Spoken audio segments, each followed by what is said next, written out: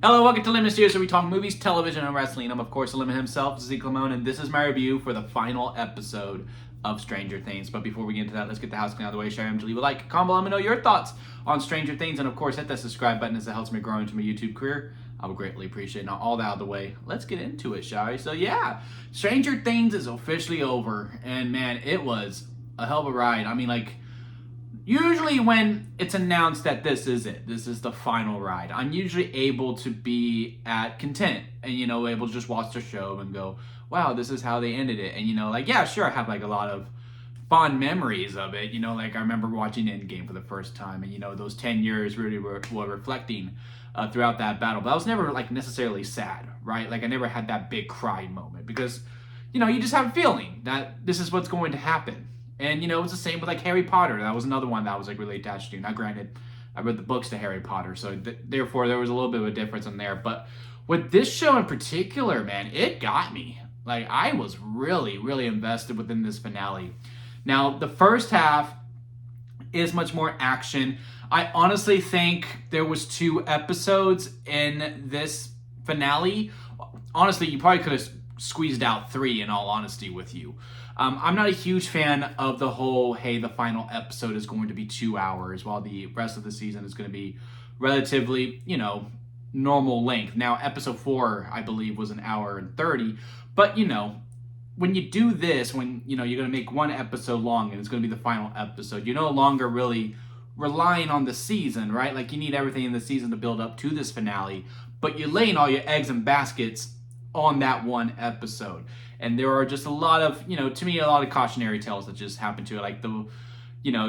This is a new thing that's happening. I hope it doesn't stay consistent. I would much rather take the final season, 13 episodes of Stranger Things. Oh, wow, they never gone 13. It's always been 8 or 9. Now it's so big that they have to do 13. I think that's more of a better marketing strategy than tune in to the final 2-hour extravaganza finale of Stranger Things. Let's get back to that. Let's just make really long seasons. Just in general, really. Let's get back to 10 episode seasons. 8 is now the standard. Anyway, we're getting off track here. But yeah, the first half was all action, battling Vecna, and then the second half is what I call the Return of the King portion, because all we did was just play wrap up. We spent some time with these characters as this is the last time you're going to see them. And I think that's why it impacted me so much. It was one of those finales when the credits rolled. Usually, especially with television, you just kind of move on, right? You don't watch the credits. Not that you should watch the credits, but being completely honest, I don't. But this finale here, when the credits rolled, I kept it on. I just watched, even after the whole the comic book portion of it, or showing the manual of this D&D game that they were having. I just watched the regular credits as well, because damn, it is over. It's time to say goodbye, pretty much. And man, it was just quite the feeling, is what I'm trying to say. But yeah, let's get really into it. So as y'all know, we are going to go into spoilers here. Not going to be a complete play-by-play of the whole entire episode, just some things that stood out to me and what I want to talk about. And that first half, I think the overall audience is going to prefer the first half more than the second half, because that's where all the action is, right? But I will say, some of those things really kind of got to me. Some of the booking within that just really, or blocking, I should say. I'm saying booking as if it's wrestling. But some of the blocking within it, some of the choices they made were kind of questionable to me in that first half. Now, y'all know I've been talking about it throughout the whole entire season, and especially it just came really content with me when it came to the penultimate episode of Volume 2 and Episode 7, before we head into here, that none of the main characters were going to die. And I was yeah, we're going to beat Vecna. There was no stakes to me whatsoever that Vecna could win, because they made a point, look, in Season 4, you beat him. And not only that, you beat him convincingly. And I even said, it's not like the Mind Flayer, where yeah, we beat him, but he's still out there and he still has some power, and we can still very much worry about the Mind Flayer, right? And I don't know if the Duffers had this in mind all the way through. So some things really seem, case in point, it just doesn't feel cohesive all the way through. But I did like the choice that, hey, Henry really wasn't the mastermind all along. It was the Mind Flayer to bring it back to season 2, or hell, even season 1, and that this was the plan all the way to bring his planet into our planet. In a lot of ways, it's Venom, right? If you're into Spider-Man, you know exactly what I'm talking about. It's Venom. You know, they even have a rock that goes into him and that gives him all this power. I honestly thought they were going to be like, we are Demogorgons or something like that, because when he going, we are, like, it was even a deep voice. I was like, oh my god, it's Venom. But you know, he just says we are one.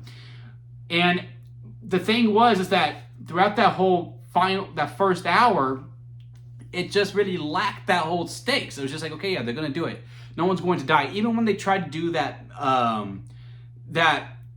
bait of Steve was going to fall off, and they cut to black to make you think, oh, he's dead. And it was just like, well, I don't know why you cut to black, Netflix. It's not like you have commercials.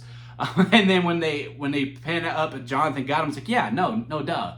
But absolutely, obviously. Because, like, again, if you wanted to make Vecna a threat and actually seem like he could win, then you have to kill some of these characters throughout even previous seasons or within one of the first 2 volumes, right? So that, it was kind of lacking. And I also just didn't like how easy it was for them. Granted, to me, everyone's saying like, oh, the final fight was only 3 minutes. Yeah, sure, maybe that climactic battle of it was maybe not, I don't think it was 3 minutes. I think it was 10, if anything. But it really took the whole hour in order to finally get this completely fulfilled. I actually like Vecna talking with Hopper. That was a really good back and forth. That was good manipulation. Having him, I would have actually liked it if he did shoot 11 and 11 was weaker, because again, then it would have added that. Like, I don't know why, hey, I'm going to give him the vision that he shot 11 because he clearly shoots the gun. Why wouldn't he want him to shoot 11? Like, you know what I mean? Like, I don't know why I'm going to give him the illusion that he shot 11, but I'm not going to have him actually shoot 11. Like, yeah, sure, that's his sister, but, you know, they clearly hate each other. We established that in season 4. But anyway, that was a really good back and forth. I would have made the choice. I actually shot him in 11. It's just weaker throughout. Again, just to add some stakes. Like, oh, yeah, no, we actually do need the crew to help out. Because, yeah, sure, them fighting the Mind Flayer was cool. And it was great seeing the Mind Flayer again. I thought that was a lot of fun. I actually really like the choice that, oh, Nancy's going to be the bait, not Steve, because, you know, Steve has to grow out of that from volume 2. Hey, you always burn yourself in the danger.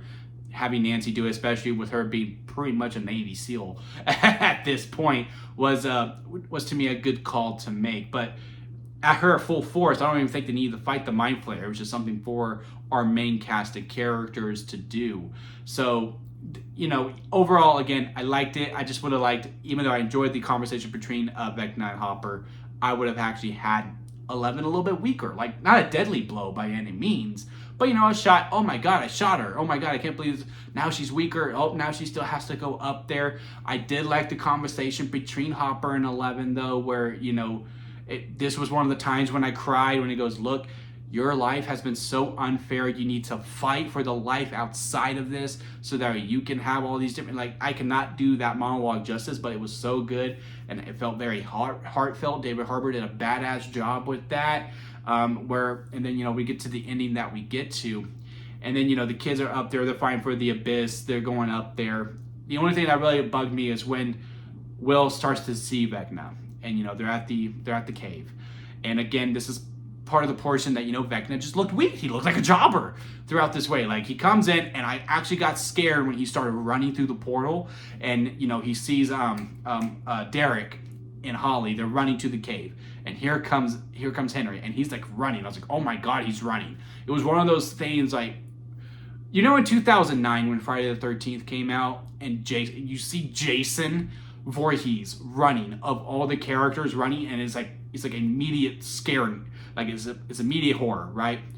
Seeing Henry do that was actually like that. And then he grabs him, and somehow Derek is able to overpower him to get the scareness of the technicals from Henry, and now he's looking at the just looking at the cave. And I was like, you know, he probably should have at least gotten Holly hold, and then, like, Holly, like, kicks or, like, throws dirt on him, and then she's able to get away just to distract him a little bit. But even when the kids get in there, I'm like, oh my god, y'all need to get running. He is feral right now. He is up against the wall. You are the only hope left. He's going to walk through this cave. Sure enough, he does. But, you know, Will is, like, looking at this point of view, And even though they know the real Henry is in there, they know where it's at. They see what is at first like just a technical cave, and they're going, so Will, what do you see? And like we're taking a moment to pause, and like part of me gets it, right? Because every season is like a new Dungeons and Dragons game, right? You're talking at the table.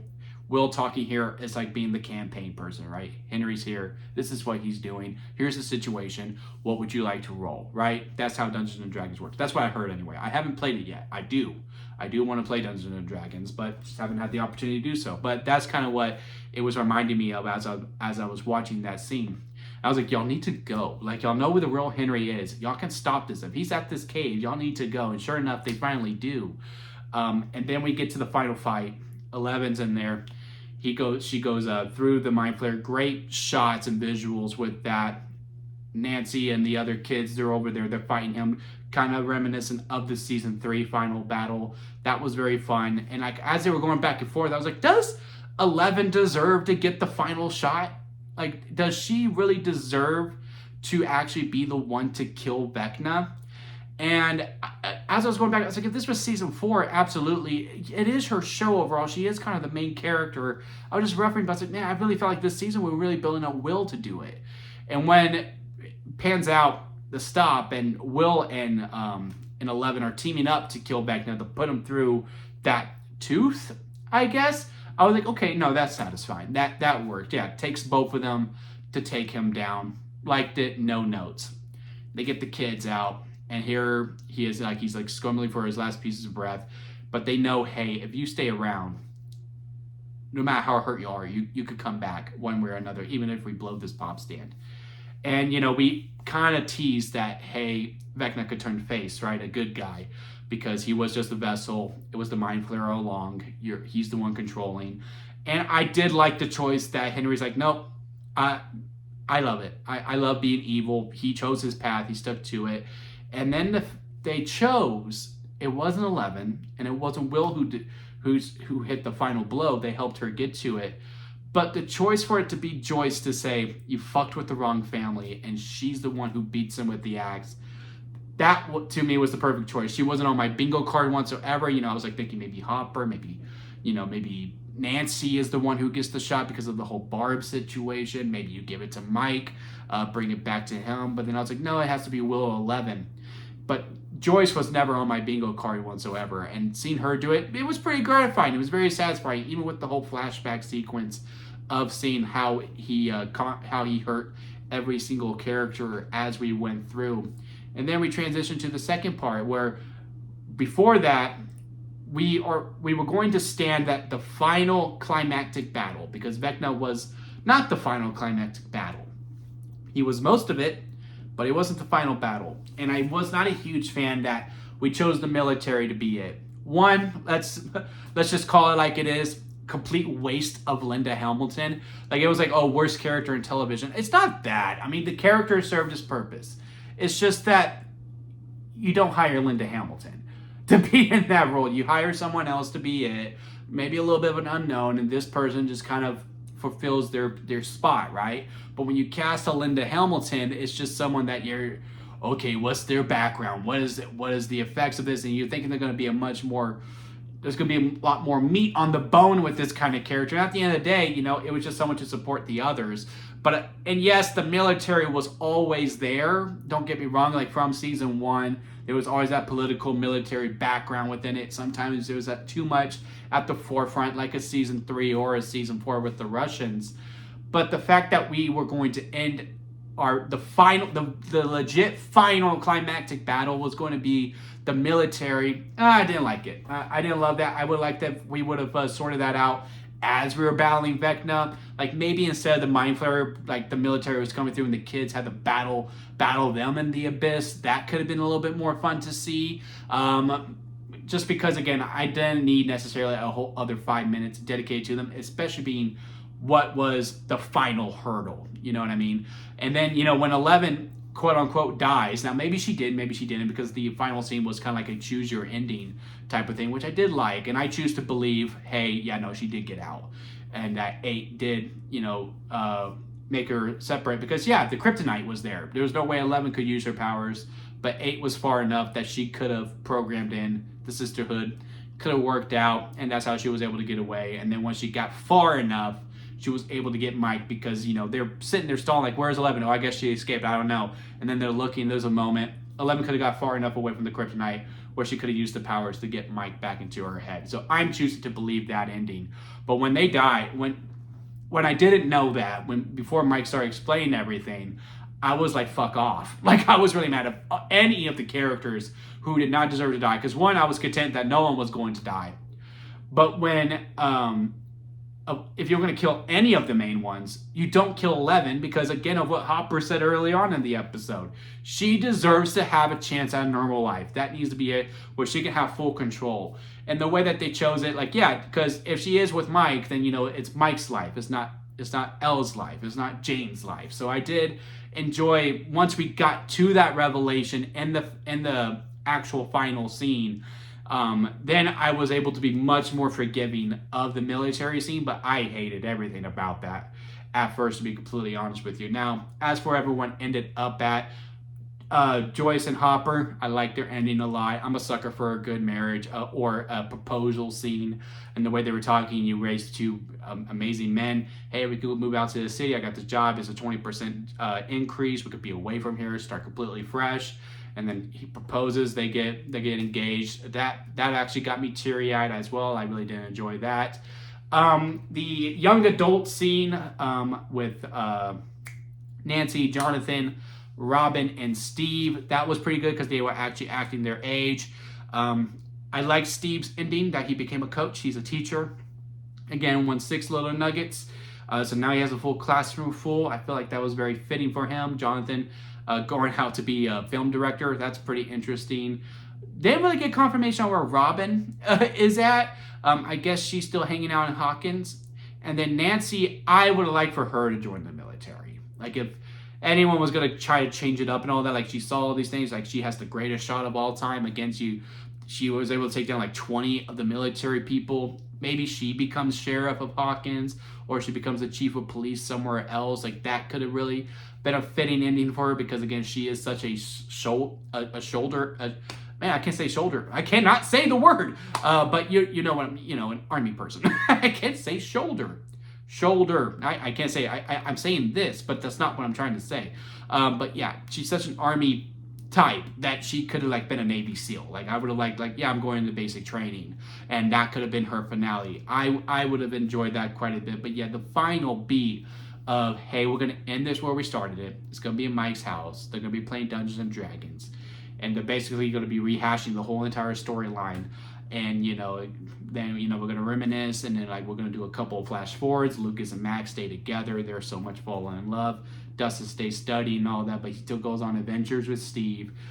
Will, he goes out and finds his own way. He's at a bar. He meets a nice little fellow. They're gonna have a nice little relationship, and Mike is gonna continue to tell stories. Maybe he creates Dungeons and Dragons games, and then as it was so fitting with them all closing the books and putting them up, and as they're walking up, and the next generation comes on down, and the cycle continues with Holly, Derek, and other people as well, and how the door shuts, you still hear the kids talking as we fade to black. To me, it was fitting. I'm actually getting goosebumps thinking about that final shot again. I'm just really appreciative. I really did enjoy all of that. Again, some spots where you weren't a huge fan of here and there. Again, Jamie Cameron Bauer did a great job as Henry/Vecna. I just don't think the writing and the execution of the Duffers just wasn't necessarily there for him this season. He kind of felt like an afterthought in some ways, and your heroes are only as good as their villain, and now you had 5 seasons to build them up. So I'm still satisfied with the ending, but that final battle again just kind of felt like an afterthought to me.